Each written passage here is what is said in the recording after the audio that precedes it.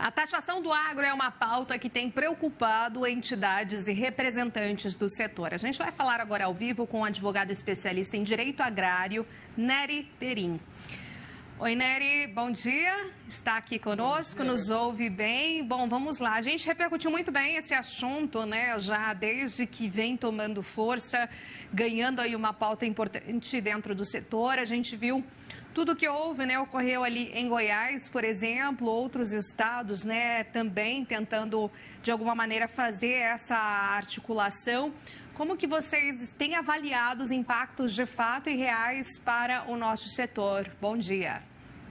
Bom dia, Renata. Na verdade, esse movimento de taxação crescente entre os estados, não só de Goiás, como os demais estados, nosso entendimento é que se trata de um erro jurídico, um erro administrativo e um erro político. Jurídico porque se trata, na verdade, de um adicional de ICMS.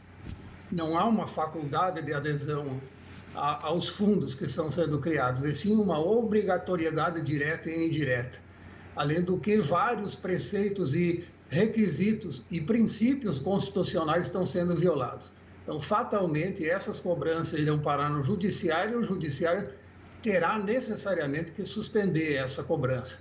Então, o Estado, ao invés de arrecadar, vai criar um problema e vai ter que devolver esses valores indevidamente cobrados. Erro administrativo por conta do fundamento que se diz de uma receita para suprir uma perda de arrecadação pela diminuição do ICMS com relação aos combustíveis. Na verdade, isso não acontece.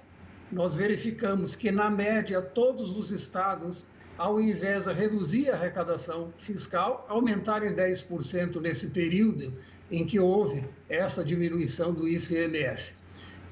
Também, num segundo motivo, porque a taxação do setor acaba desestimulando investimentos, a produção menor de bens e serviços, em consequência direta, há uma diminuição da própria arrecadação de médio a longo prazo.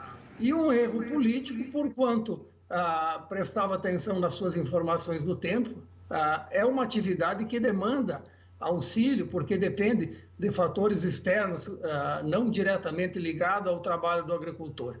E aí, historicamente, nós temos dois momentos para explicar bem isso, que é a aprovação do projeto de lei 480 em 1954 pelos Estados Unidos da América, a chamada Lei da Produção de Alimentos para a Paz, e 1958, quando entrou em vigor o Tratado de Roma e foi criada a Política Agrícola Comum. Esses países desenvolvidos separaram grande parte do seu dinheiro, da sua arrecadação fiscal, para subsidiar a produção agropecuária nos seus países, para garantir a sustentabilidade, a garantia alimentar e o desenvolvimento interno de cada país. Então, os países desenvolvidos, na verdade, subsidiam ao invés de desincentivar. Para você ter uma ideia, agora a Diretiva 2115 de 2001 da União Europeia estabeleceu 540 bilhões de dólares de subsídios diretos aos agricultores e pecuaristas europeus, ou seja, são quase 3 trilhões de reais de incentivo. E o Brasil, na contramão, resolve taxar e desestimular a produção nossa, o que é um erro completo. Exatamente, você colocando aí essa relação, por exemplo, né, do incentivo com subsídio europeu, que é um movimento bastante comum que a gente acompanha ali por parte da União Europeia, e claro, a questão de colocar, né, implementar essas taxas e que de alguma maneira acabam tirando aí mais do produtor rural. E no caso, né, como que, por exemplo, o setor poderia fazer para ter uma melhor articulação, maior diálogo para que se evitem, né, questões como essa e que se propaguem aí em outros estados, né? Porque o que foi aí, o que é colocado é que essas taxas iriam auxiliar aí no desempenho de outros segmentos também, que de alguma maneira impactaria também por termos ali de infraestrutura, logística, no benefício do agronegócio, né? Como é que você vê todo esse cenário, doutor Nery? principalmente levar a discussão a nível verdadeiro, de realidades concretas. Por exemplo, a taxação do agronegócio, que foi responsável nesse último mês por 48%, 49% de toda a exportação brasileira, vai, como eu falei antes, reduzir a tributação, porque bens e serviços vão deixar de ser produzidos. Então, nós temos um governo que, finda agora, que mostrou que a redução da carga tributária produziu, na verdade, aumento de arrecadação e não ao contrário. Então, nós tivemos, assim, vários setores que foram desonerados nesse período e a arrecadação do governo federal e estadual aumentaram. Então, taxar nunca significa melhorar a arrecadação. Então, o que melhora a arrecadação é a desoneração, é o estímulo da produção de bens e serviços. Esse é um ponto. O segundo ponto é o seguinte, vamos ver o pessoal do soja. O lucro histórico fica entre 7%, 9%, 8%, por exemplo. Se você for cobrar, como que é o governador do Caiado agora, 1,65% da soja, isso equivale a 20% da renda desse produtor. Então, na verdade, está havendo um desvio de finalidade ou um entendimento equivocado.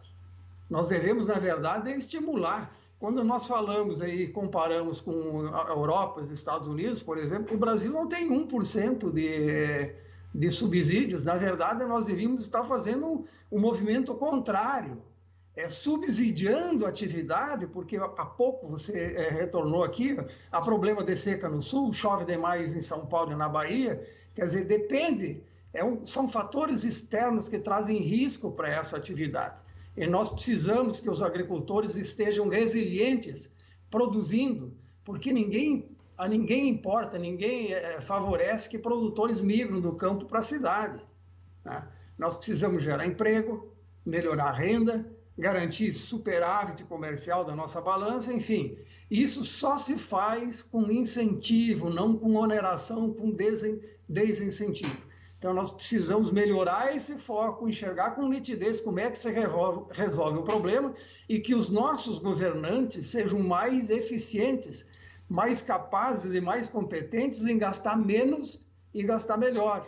Não o contrário, né? Uma ânsia arrecadadora que, na verdade, traz um movimento próprio de ingressos menores a médio e longo prazo. Agora, sendo bastante aqui pertinente a nossa conversa, né? O senhor acredita que essas novas taxações em outros estados já comecem a acontecer já em 2023, no início? Qual que é a sua percepção como advogado especialista, né, em direito agrário? Infelizmente, esse é um caminho que os outros estados estão seguindo, né? O que nós chamamos de péssimo exemplo, né? Então, como você cria isso, um estado não quer ficar para trás, já tem um exemplo do outro que está cobrando, Mato Grosso já cobra, Mato Grosso do Sul já cobra, outros estados já têm vários fundos inconstitucionais, a maioria deles, né? E esse é um caminho que vai seguir. Provavelmente, claro, tem que haver, Renata, a obediência ao princípio da anterioridade fiscal, só pode ser executado a partir no período orçamentário posterior, né, no ano seguinte da aprovação, né? Mas isso é um caminho que infelizmente nós estamos vendo que vários outros estados estão adotando também, e no nosso ver completamente equivocado, seja da forma jurídica, seja na forma administrativa, seja na forma política. Muito obrigada, então, doutor Nery, por sua entrevista. Espero que o senhor tenha tido aí um excelente Natal e já desejando também um excelente começo aí de 2023, uma excelente passagem de ano para o senhor aí e toda a sua família. Obrigada pela entrevista, até a próxima.